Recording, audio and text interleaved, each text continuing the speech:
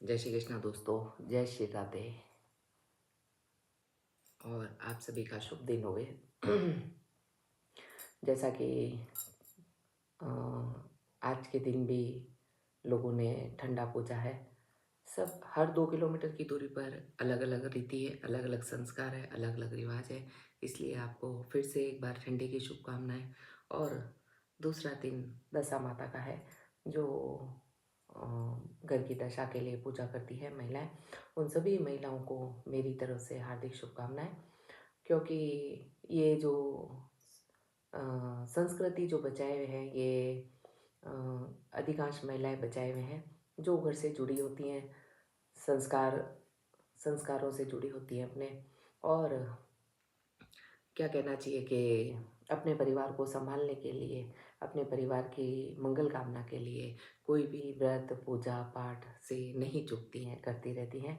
कितनी ही शरीर में थकान हो, लेकिन फिर भी एक महिला यही सोचती है कि उसका परिवार हमेशा स्वस्थ रहे।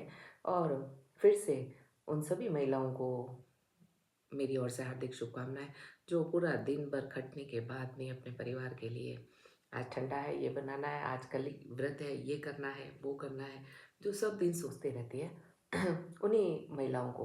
बाकी तो जो मॉडर्न महिलाएं हैं उनको कोई लेना देना नहीं है इन सब चीज़ों से। चलिए हम अपने आगे के दो मुक्तक सुनते हैं।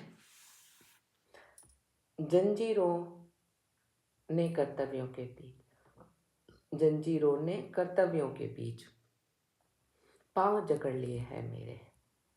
पहला वाला मुक्तक था मेरा, इसके उसी मुक्तकों की लाइन में चल रहा है मेरा मुक्तक।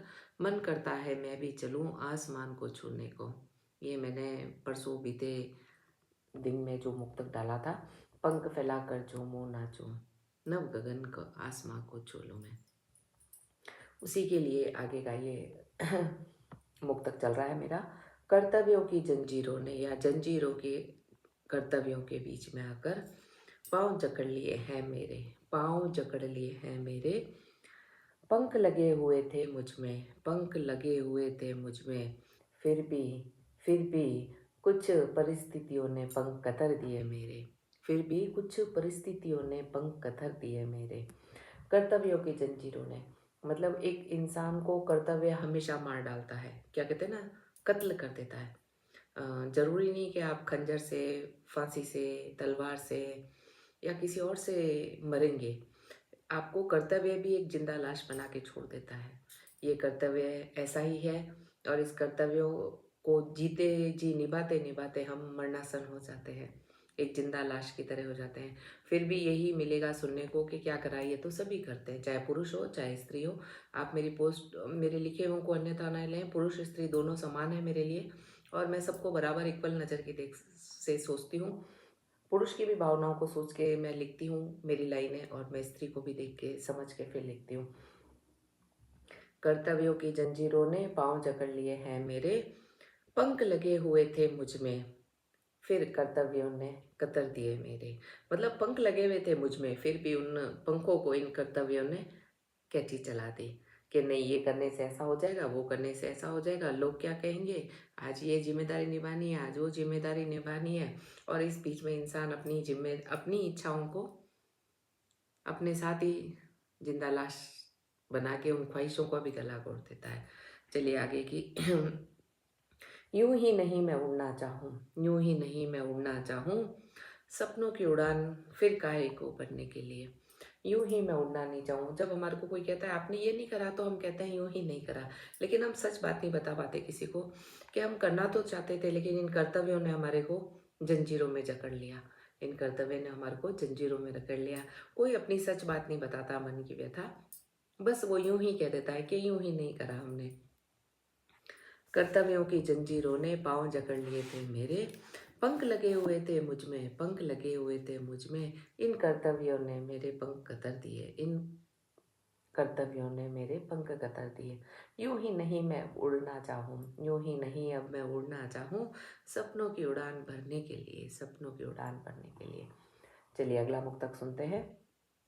बुलाकर खुद के अस्तित्व को, बुलाकर खुद के अस्तित्व को, ख्वाबों को ठुकरा करके, ख्वाबों को ठुकरा करके, अपने कर्तव्यों को पूरा करने, पंख को कतर दिए मैंने, पंखों को कतर दिए मैंने, अपने अस्तित्व को भुलाकर, अपने अस्तित्व को भुलाकर, ख्वाबों को ठुकराकर, अपने अस्तित्व को भुलाकर और अपने अ, ख्वाबों को ठुकराकर अपने कर्तव्यों को पूरा करने के लिए खुद ही मैंने अपने पंख कतर दिए, खुद ही मैंने अपने पंख कतर दिए।